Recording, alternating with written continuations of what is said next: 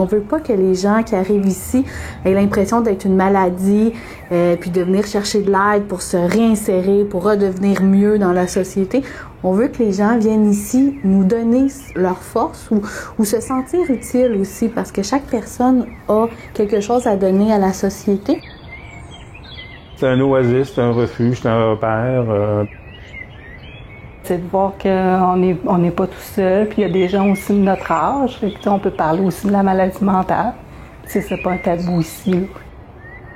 Nous, on vient en aide aux citoyens, aux citoyennes qui peuvent vivre des difficultés en santé mentale ou non, dans le fond. Pour X raisons, des fois, on vit une épreuve, on n'est plus capable de rentrer dans le moule, dans les normes sociales. Donc, nous, ici, à la Croix-Blanche, ce qu'on veut faire, c'est faire une place aux personnes qui sont en difficulté pour que, tranquillement, ils puissent réussir à apprivoiser leur nouvelle réalité, à retrouver leur force, à se centrer sur leur qualité, puis de donner, dans le fond, ce qu'ils peuvent nous offrir, se sentir utile, se sentir important. Ils t'acceptent comme que t'es, ils te prennent comme que t'es. Des fois, on est de bonne humeur, des fois, on est moins de bonne humeur, mais ils nous prennent comme on est. Quand ils rentrent dans le centre, on est la première personne qu'ils voient, là, donc c'est important de les faire sentir comme chez eux, comme à la maison. Un beau bonjour, comment ça va, puis juste parler. Des fois, c'est juste discuter qu'ils ont besoin. Ils n'ont pas besoin de... Ils n'ont pas de demande spéciale, c'est juste t'appeler, pour souvent c'est remplir un peu leur journée, c'est de savoir comment nous on va aussi, on est comme une famille, fait qu'ils veulent s'informer, est-ce que Jacques il va bien, est-ce que Nathalie elle va bien, puis c'est vraiment le fun, puis souvent ils ont plein d'anecdotes à nous dire, fait qu'on prend le temps de les écouter, puis on prend le temps, on est là pour eux, fait que c'est vraiment important de même s'il y a des journées où ça va moins bien dans leur vie ou dans nos vies, ben des fois c'est juste de leur dire hey, ça va bien aller aujourd'hui, on est là, si tu veux, t'as quelque chose, tu rappelles, puis c'est juste d'être là, puis de tout le temps comme savoir qu'ils ont quelqu'un à qui parler, c'est comme vraiment comme une deuxième famille là. C'est un membre qui m'a parlé de la Croix-Blanche, que c'était ouvert soir et fin de semaine. Alors je trouvais que c'était un bel endroit pour faire des activités. Il y en a 12 mois par année. Il y a le ballon-ballet l'hiver sur la patinoire des Saint-Martyrs canadiens.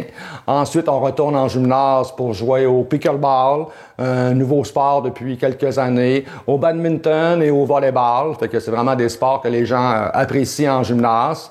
À l'été, mais c'est la balle molle. On a environ une vingtaine de participants là qui jouent à la balle molle à tous les étés là sur le parc au parc Dollard des Ormeaux. Il y a aussi le tennis l'été au parc Saint-Martyr canadien. Pour devenir membre à la Croix-Blanche, il faut tout d'abord prendre rendez-vous avec moi. Je vais t'expliquer nos services, nos valeurs, évaluer tes besoins et tes intérêts. Je vais m'assurer de t'inscrire à une première activité à laquelle je vais t'accompagner pour les premières minutes. Je trouve ça important que tu aies un visage connu quand tu vas participer à ta toute première activité. En fait, n'importe qui peut demander à avoir une entrevue d'accueil pour faire partie de la Croix-Blanche.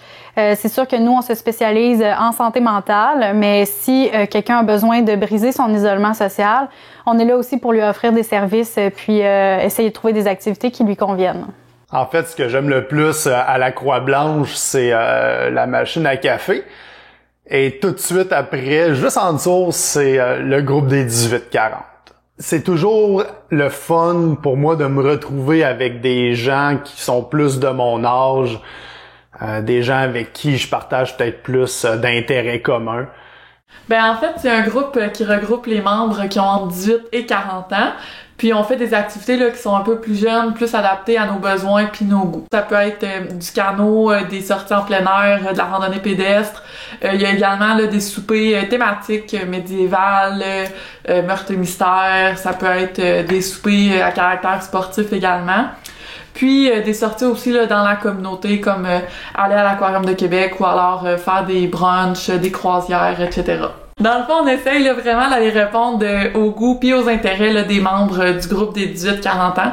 Fait que ça peut être là, des suggestions que les membres me font ou alors vu que je fais partie de ce groupe d'âge-là, c'est des choses qui m'intéressent également. Les séjours en chalet, l'hiver, l'été, les campings aussi. Bien, bienvenue dans notre superbe cuisine fraîchement rénovée dans laquelle on fait nos ateliers de cuisine, entre autres.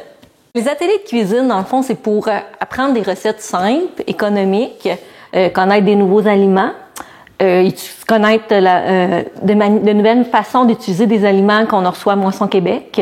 C'est les membres eux-mêmes là, qui choisissent les recettes d'une semaine à l'autre.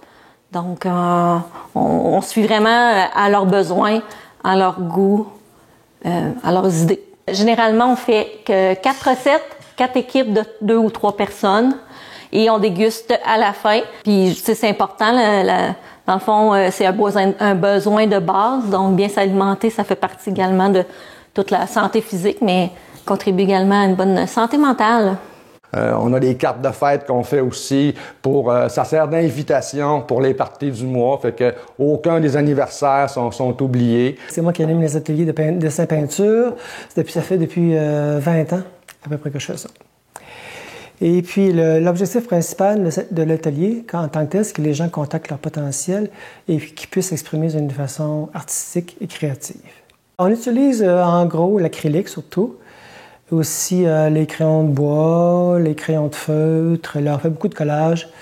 On travaille aussi avec l'encre de Chine, l'encre de couleur, les pastels gras, les pastels secs. Je trouve que les arts en général, la modalité artistique des arts visuels permet comme la danse ou la musique, entre autres, là, permet d'exprimer des choses qui sont difficiles à exprimer par des mots, qui sont non-verbales. En venant à la Croix-Blanche, je vais briser l'isolement. Puis je vais rencontrer des gens qui sont comme moi un peu. J'appelle ça, moi, des gens de ma tribu. C'est des gens qui ont eu des problèmes comme moi. Fait qu'on est solidaires entre nous autres. On comprend quand quelqu'un fait une mauvaise passe puisqu'on est passé par là nous autres aussi. Ou au contraire, on peut se confier à un vétéran, ou une vétérane, quelqu'un qui a passé par là. On voit d'autres gens, puis on voit qu'on n'est pas seul, puis qu'on peut discuter. Puis je vois aussi, moi j'ai eu de la violence conjugale, puis voir qu'il y en a d'autres aussi que on peut en discuter, puis on est à l'aise là. Ça. Des groupes de discussion, des groupes d'entraide.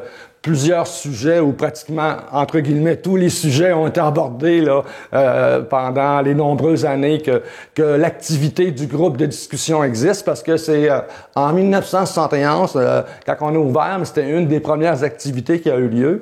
Puis presque 50 ans plus tard, mais il y a encore des groupes de discussion. C'est moi qui s'occupe de la gestion du nouveau site web que j'ai fait en septembre dernier. Puis je gère aussi la page Facebook et le groupe des membres sur Facebook. Mais je donne aussi des ateliers de soutien informatique à nos membres. Donc, on leur permet d'avoir accès à des tablettes, des ordinateurs ou des cellulaires, donc puis à des connexions Internet. Puis ensuite, moi, je vais leur donner des ateliers vraiment personnalisés à leurs besoins, comme apprendre comment ça fonctionne un courriel, comment aller sur les médias sociaux, comment faire de la recherche sur Internet, comment utiliser Zoom pour assister à des conférences. Ça leur permet de continuer leur réunion des alcooliques anonymes, par exemple.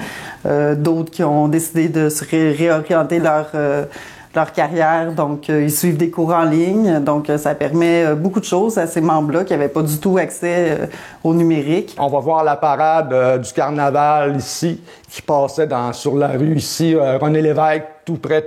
Il y a une histoire que j'aime bien raconter. Là. Il y a une membre, dans le fond, qui nous dit qu'elle a rencontré son mari ici lors d'un souper de Noël, justement. Ils sont allés souper, je pense que c'était au Mike's dans le temps. Puis ils se sont rencontrés, ils sont tombés amoureux, puis ils se sont mariés. Puis là, ça fait 15 ans qu'ils sont ensemble. Puis ça part vraiment d'une amitié là, qui a grandi ici. Donc, il y a des super belles histoires de liens qui se créent, des amitiés qui se forment, des couples aussi. Donc, c'est vraiment, ça donne des occasions aux gens là, de vraiment être eux-mêmes, puis de rencontrer d'autres personnes qui ont des passions, qui ont des intérêts communs aussi.